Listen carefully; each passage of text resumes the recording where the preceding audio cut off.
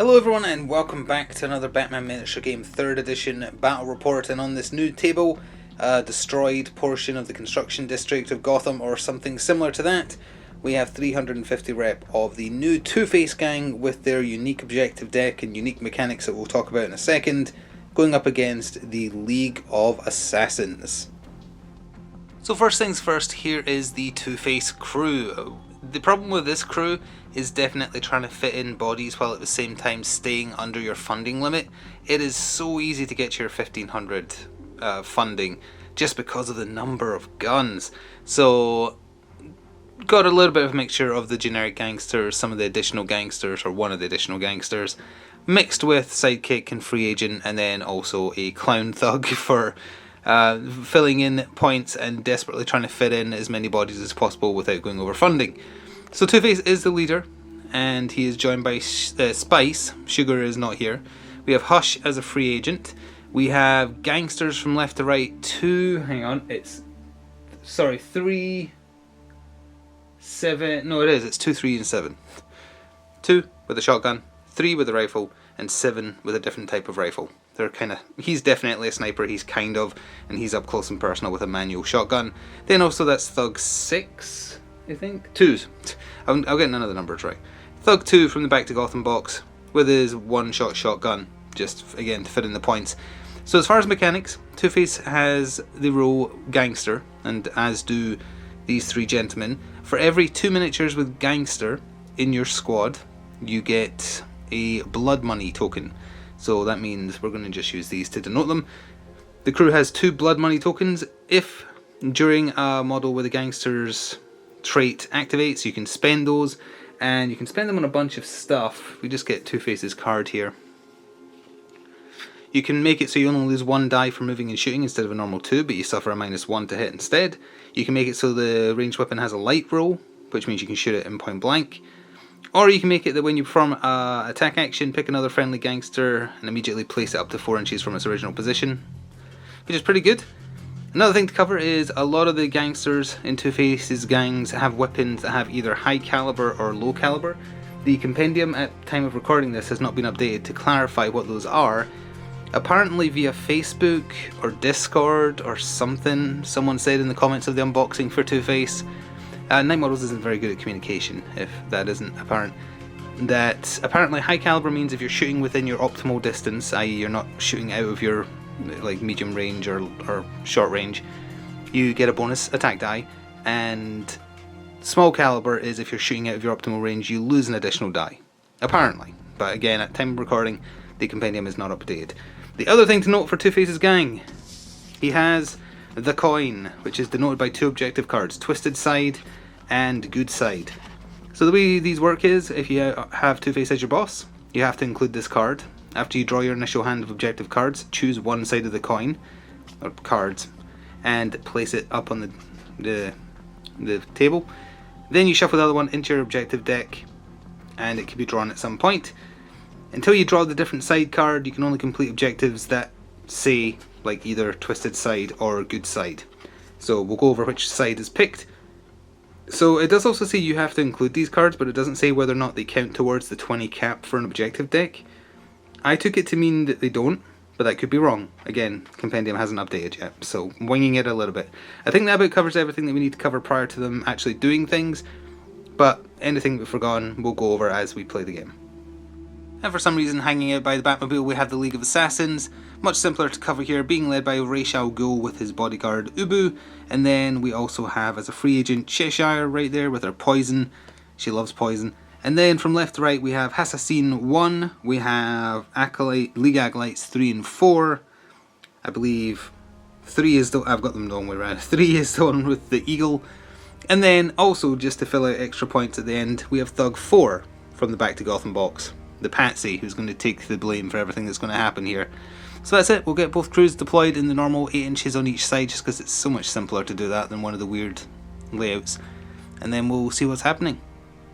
So here we are at deployment. The League of Assassins will be going first, and they chose the right side, and we'll take a closer look at deployments in a second, as well as cards being played.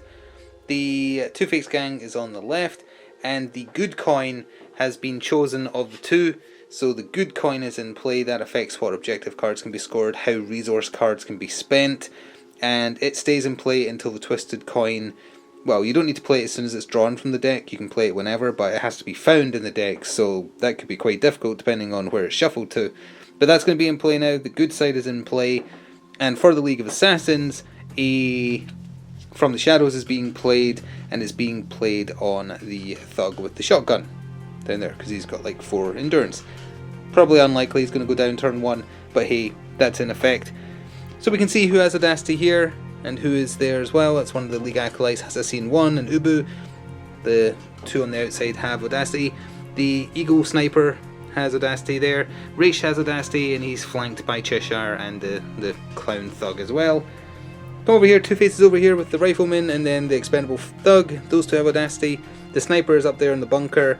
Then we have Hush here and Spice with Audacity, and tucked in there is the manual shotgun gangster. It's a bit hard to see. So with that, we are ready to get started. So simple enough move got the game started for the League of Assassins. Assassin 1 activated without Audacity, so all he did was he move action. He didn't move his full 10, he moved a little bit less than that, just to tuck himself in this corner here to hide because of the number of guns over there, but still to kind of start to move up. Gangster 2 was first up for Two-Face with his manual shotgun, didn't have Audacity and he wasn't close enough for a free manipulate, so all he did was move up, and again he's just hugging the corner much like the Assassin is for cover, because although the other side's only got bows, poison arrows can be felt throughout the game if that actually hits, or the enervating arrow I guess as well. Either way, he's hiding and moving up cautiously. Next up for the League was their Patsy, the thug that's going to get blamed for anything they accidentally do in this mission. He did not have Audacity either, but he did start enough, close enough to Raish that he got a free manipulate, so he made use of it. He moved forwards 8, right there. That's kind of obscuring view from a lot of the guns, so he might be relatively safe, and I think he's just outside of being illuminated by that light. Either way, he used the free manipulate to place the suspect marker, didn't score anything, but that is the first suspect marker placed by either side.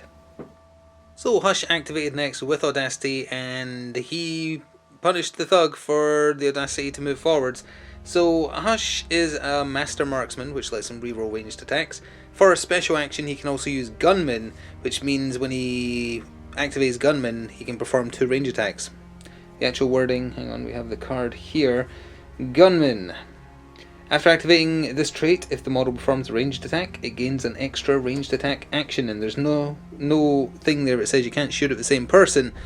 So he did a move action, so he did still lose the strength die and 1 other die, but he was re-rolling hits with the other. He shot, he did 2 blood 2 stun, he had used Gunman, so he gets an extra 1, and he did 2 blood 2 stun again, so that thug has actually been killed. And also, Heads or Tails is being played as a resource, and because the good side is the one that's in control right now, that in focus, when a friendly model performs a ranged attack, place a friendly suspect marker in contact with the target. So prior to him being removed as a casualty, a suspect marker got put down for Two-Face's crew.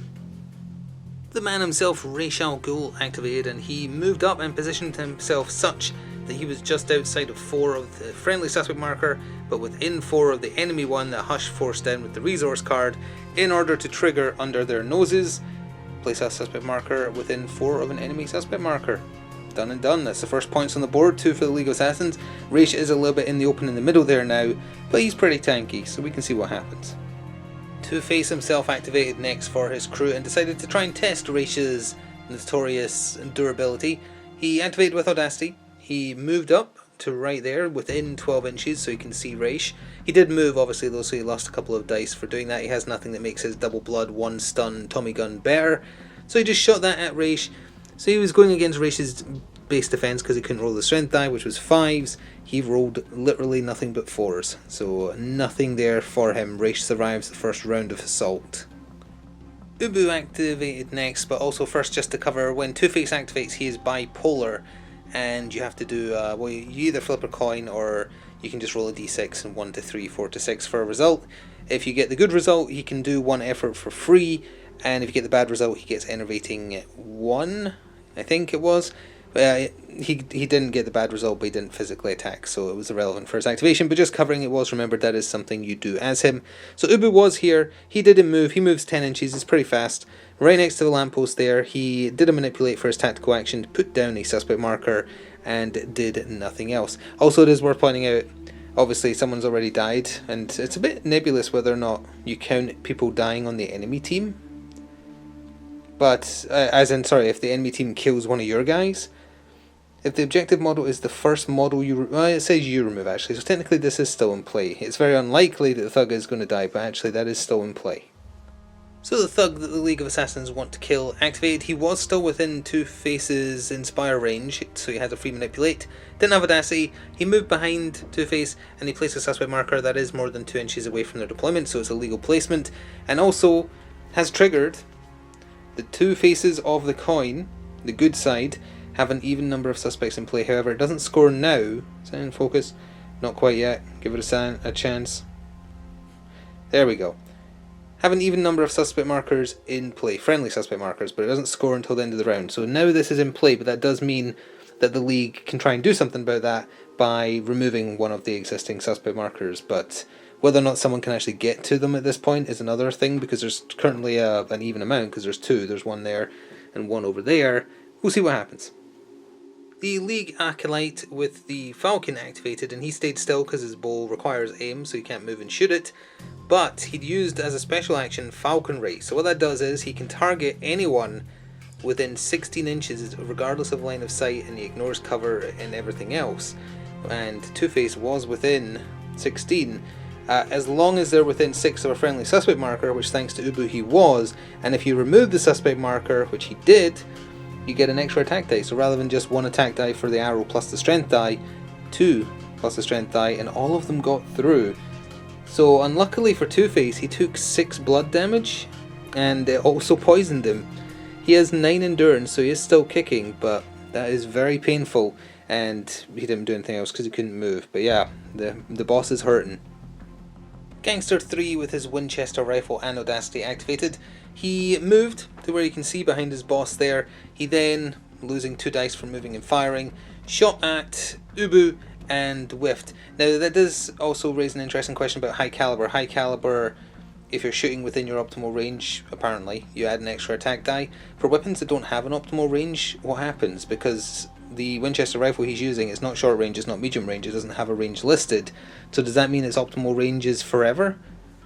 Obviously you still have the adhere to the night rule for Batman miniature game where anything beyond 12 inches is into the night, but what happens in that situation? Either way, Ubu was close enough that it didn't matter in this case. Just in general, curious about that. Moving down the table for this one, because Cheshire activated, and all she did was manipulate the sewer grating she started the game in contact with to teleport herself all the way down here. Nothing else she can do this turn. She didn't have any Audacity or anything like that anyway, but she's obviously bearing down on this group of gangsters. So that was the second last activation for the League. Now it's either over to the sniper up here without Audacity or Spice down there. So the sniper, the wannabe sniper up here with his high caliber rifle, he stayed still, he shot, and he chose to shoot at Cheshire, and the strength die got through, the other die did not, for 3 blood damage. Now, also worth pointing out, the high caliber rifle and the Winchester that he was using both have reload, so they can't fire next turn. So the last activation for the League was the other League Acolyte. He just moved with Audacity, his bow's got aim, so he can't do anything else. He stopped right there, and with his activation ending, that does mean that this is not scoring, so it is being discarded. Spice had an uneventful activation. She activated with Audacity, and she just moved up. She's got a little Derringer with small caliber that she could use, but couldn't see anybody, so she just ended her turn there, and that does mean we're going into the cleanup and scoring for Battle Round 1, so also do a poison check for Two-Face and be right back. At the end of Battle Round 1, Two-Face has managed to fight off the poison and did not take any more damage, although he is obviously in a spot of bother, with 6 blood damage done to him in 1 turn by a caustic poisonous arrow, although that's the only arrow gone. He's just got a basic one now. But 2 faces of the coin does score because there's an even number of suspect markers in play, so that has scored, and because the good side is activated. So that is that, and with that we're going into Battle Round 2, and we'll see if there's any Phase 1 or Phase 2 cards being played. So here we are at the top of round 2, and it will be Two-Face's gang that are taking first activation. In Phase 1 and Phase 2 there are some cards being played. If we lean over here real quick, we can see that Two-Face's gang has played Die Hard and is being played on Spice because she's relatively safe where she is. So as long as Spice lives to the end of the turn, Die Hard will score for 2. And for the League, another From the Shadows has been played, and the target is Two-Face. So we'll see what happens with that as we get started. So fearing for his life as the League bears down on him, Two-Face activated first. He fired his Nya-Si Tommy gun into Ubu and got a lot of hits through for a total of 6 blood and 3 stun. But Ubu is a tanky guy and just kind of took it. In fact, doesn't he have Sturdy? I think I may have forgotten something. No, sorry, he does have Sturdy, but that wasn't the thing I was thinking of. I was thinking he had the one where he can ignore the first bit of damage done, which would have reduced the blood or stun at his choice, but it doesn't matter. Sturdy is something different. That is just that he can't get knocked out. So anyway, after shooting, Two-Face retreated. Oh, his bipolar meant that he had enervating though, so he actually couldn't retreat as far as he would want. He just got as far as you can see him there, and obviously the poison is around forever. Cheshire activated, and she is quick. She sped round the car into base to base with the bolt action rifle. Oh, sorry, yeah. Is he using the Winchester? No, yeah, he's using the Winchester. They're both pretty similar. Either way, she attacked him in close range with her poisoned double blood katana. Didn't do too well with her attacks and only got 1 hit through, but that was enough to give him 2 blood damage and the poison as well. And assuming she's alive at the end of a turn, anyone within 8 who does a poison check, which would also be Two-Face, if they fail it, they take 2 blood instead of 1 blood. So it could be significant. Also totally forgot, she has reflexes, so any successful ranged attacks against her should have been rerolled. Totally forgot she had reflexes, so that was not done. Oh boy, here Ubu goes killing again. He charged in with audacity into the poor thug on the Two-Face gang's side. Got 3 hits through with his massive scimitar, and much more than is required to kill the poor clown, and in turn fails From the Shadows, because Two-Face wasn't the first to die, but did score They Must Know Pain for inflicting at least 6 damage with a single close range attack. So 1 point scored. Ubu's just charging in because he's not got much health left. Back over to Two-Face. So Hush was next up for the Two-Face gang, and an interesting question was raised about his bonus ranged attack roll, Gunman, because it doesn't state whether or not it's drawing from his primary ammo pool, because he's equipped with dual handguns, but you usually only ever count 1 ammo count for that situation, which means he has 3, and he double shot the first time he fired, so that's 2, assuming that the bonus shot uses up ammunition and it isn't the game's way of saying, oh, he's using his other guns, so you don't subtract it. It isn't clear, so that means he couldn't use it again because he only starts the game with 3 ammo and there wasn't any funding to buy him any extra ammo. So he shot at Raish once, standing still, got him, 2 blood, 2 stun, which is fine, and then he moved backwards just to obstruct in front of Spice to try and keep her safe. But yeah, that is a bit of an odd question regarding the gunman rule. So Raish activated and tried to hunt down Spice. He got as close as he can get. You can pass through enemy models, but you can't end on them, obviously, so that's as close as he could get. His scimitar has reach, but in 3rd edition reach is 1 inch, and if you can just about see that, that is over 1 inch, so he couldn't target her, so he went after Hush instead, and he hurt him. He did 6 blood in total. Hush has 7 endurance, so he is on 1 HP remaining. So now in relative safety, Spice activated with Audacity. She moved up to here, and she placed down a suspect marker. Didn't do anything else, didn't fire her little Derringer, because she can't, if she wanted to do the suspect marker, and that's it. So it's over to one of the League acolytes now for the League of Assassins, because I believe everyone else is gone. Oh, how could I forget little Assassin 1 who was hiding in this alley next to the dumpster here. He had Audacity, he came round, he charged his full 10 inches, and has situated himself there, but didn't do anything else with his turn. So now it's over to either this gentleman who can't fire his gun because he's reloading and is in close combat, although I guess he could spend a blood money token to make it fire had he not been reloading it. He's reloading, so he's probably not doing anything, but there is also Manual Shotgun Man here, and he's got a shot at taking out Ubu. So sure enough, Gangster 2 with his manual shotgun activated, and a mistake was made because the shotgun is expensive. It isn't just a target, it's a cone. So not only did it catch Ubu, it caught the assassin that ended his move there. It did 4 blood to Ubu, more than enough based on how wounded he already was, that Ubu is out of there. And it also did 2 damage to the assassin, leaving him on 4. No objective cards scored though. It's a very low scoring game, but there's a lot of blood. So the League Acolyte with the bow that was there didn't have Audacity, so all he did was move up. However, Mortal Wound, which is one of Cheshire's uniques, is unique in its own way again actually, because she's, I think, the only person to date so far whose named card is in multiples. Oh, actually no, the Batman Who Laughs as well. Either way, it was played as a resource for 1 resource point this turn. Choose an enemy model afflicted by poison within 4 of Cheshire. That model must take a poison roll immediately. He did, and he passed it. He got exactly what he needed to match his willpower, so endurance, sorry. So he's fine. That card is gone, but it cleared space in the inventory of objective cards to draw another one. So now it's over to one of the 2 people on Two-Face's crew who probably aren't going to do much, but let's see. So the gangster that was engaged with Cheshire with Audacity activated, and he just retreated, didn't even bother trying punching her for 1 damage, or 1 stun damage, because she's almost dead to blood. So he fell back, his weapon's finished reloading, so he'll be able to fire it again next round. And the last 2 miniatures to activate for the turn are this guy up here who's just standing still because nobody can get him, and he's reloading. But there's also this acolyte down here. He is going to do a move, and that's going to take us to the end of the turn. So there we go, he suffered impaired movement and then just went forwards as far as he could, but that does take us to the end because again Two-Face's last gang member is standing still to reload. It does mean that Die Hard has scored because Spice survived the turn, but we'll be back with proper cleanup after poison checks to see if there's any phase 4 cards being played as well. So miraculously, both Two-Face and his gangster chum resisted the effects of the poison and took no blood, which is just as well because they would have been close enough, I think, or Two-Face would have been, to take double from Cheshire still being alive and close by, which would have killed him. So there is being one phase 4 card being played. For Two-Face's gang, stick to the plan. You must have focus. You must have focus. You must have... That still doesn't look in focus to me. There we go. You must have more suspect markers in play than your opponent. And they do, because Spice put down 1, and then there's the other 2 there as well.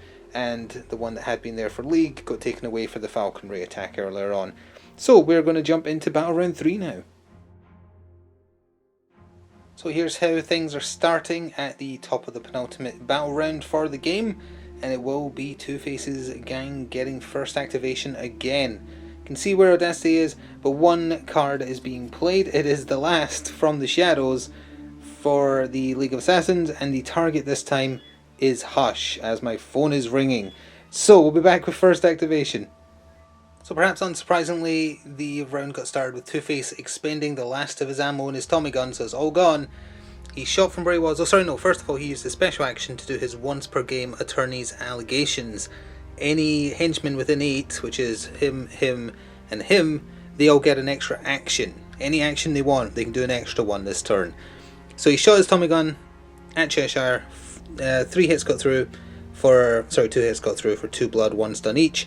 More than enough with the damage she had on her that she is gone. He then retreated ever so slightly, again having a bipolar kick in negatively, so he got as far as he could in that corner over there. So from the shadow of the building, Raish activated first for the League of Assassins. He went after Hush, and Hush did not stand against him. He took 3 hits in total, that is 6 blood.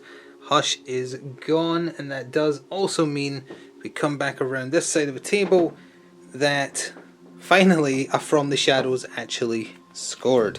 The target was taken out as the first casualty by the League of Assassins this turn, so that's 2 victory points on the scoreboard. Gangster 7 with his freshly reloaded bolt action rifle stayed where he was, didn't have Audacity, just shot his rifle into Assassin 1, hit him with the strength die and the base die for 6 blood. Assassin 1, that would have been enough to kill him even if he wasn't already wounded, so he is gone. The League is starting to drop like flies. So the League Acolyte with a bow activated that was down here without the Falcon. He moved out of line of sight. He could have fired, but instead he put down an objective marker in order to trigger a under their noses again. Place a suspect marker within 4 of an enemy suspect marker, which it clearly did. So that's another 2 victory points scored for the League. Spice activated next with Audacity, but then also played Spice It a Little. Shouldn't it be Spice It Up a Little? Either way. Played it as a resource. Choose one of these 2 effects. Enemy models within 8 inches of Spice suffer enervating 4, so they get slowed down by 4 inches. Or friendly models within 8 inches of Spice gain +2, presumably including her.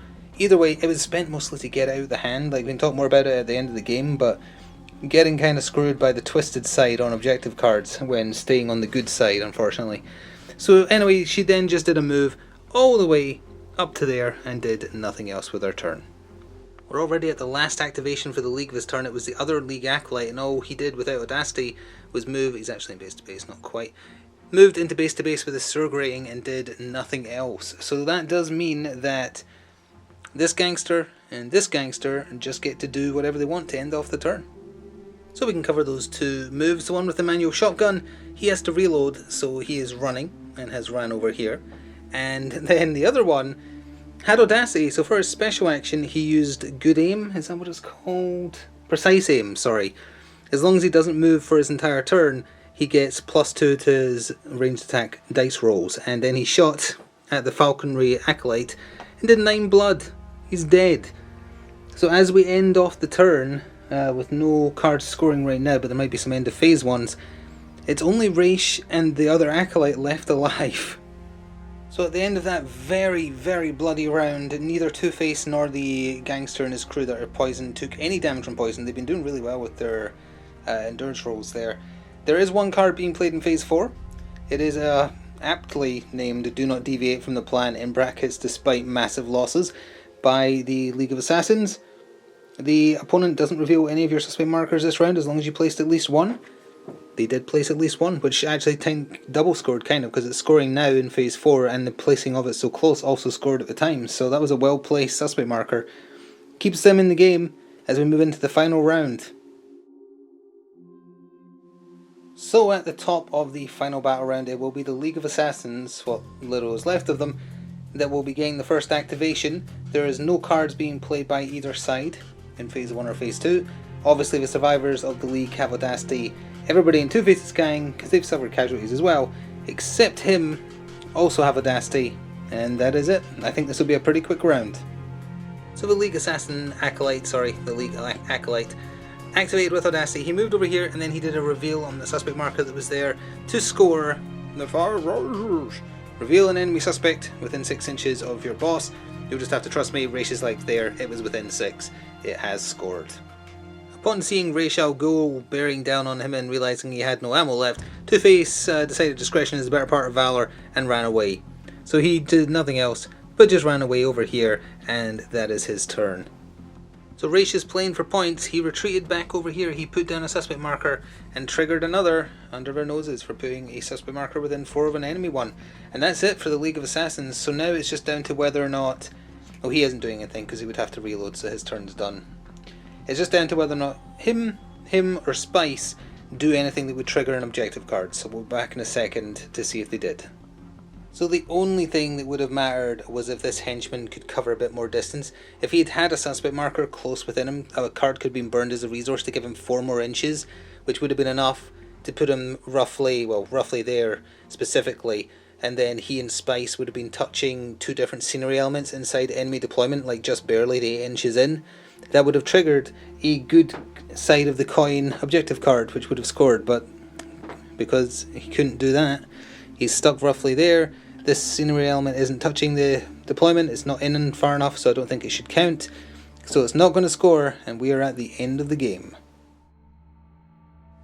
So I can tell you for sure that the League of Assassins have won, because there's some things about the Two-Face's objective deck that we'll talk about proper, but just to keep this official, Two-Face's score 2, 4, 6. League of Assassins, there's only 2 of them left, but 2, 4, 6, 8, 10, 11, 12, 13. Still a low scoring match, but League of Assassins easily take the victory on victory points, although on the table they suffered massive casualties. And that was a learning experience with the coin and how much luck of the draw matters for Two-Face's gang, both in terms of when you draw the other side of the coin, which didn't happen, but if we can actually show the objective cards he had in his hand at the end there. Had another one of them, couldn't win it because the league started putting down objectives at the end. Twisted side card, couldn't do much. That was the one tried to score, but the henchman was just too slow. That got drawn right in the end. And then Two-Face is unique, but you have to knock people out with him, and he was shooting everyone, so that wasn't a doable thing. I am curious, where is the objective deck? How deep in would we have had to have gone to get the other coin? Let's see. There's a good side coin that could have scored. There's Hush's card. Twisted side card. Good side card. See, it's just bad luck. All the good side coins were buried down where... There it is. wouldn't have found it. Like, you can discard a card at the end of your turns, which was getting done. I think the trick with Two-Face's gang, which became apparent as this went on, is if you're drawing cards that aren't fit for the side you're on, go out of your way to burn cards as resources. Multiple a turn. Use those 3 resource points. Just get rid of cards that you know you're not going to be able to score. Like one of those time bomb cards was in the hand for the entire game. Interesting. They won the battle, but they lost the war. They're very, because of all the guns and blood damage, they're very good at killing people. But that isn't always conducive to scoring victory points. That's an interesting twist. We will see Two-Face's gang again next time, not sure who up against. It'll be the same deck, try different things. That's the post, so I'm now going to say thank you very much for watching. Ta-ta for now.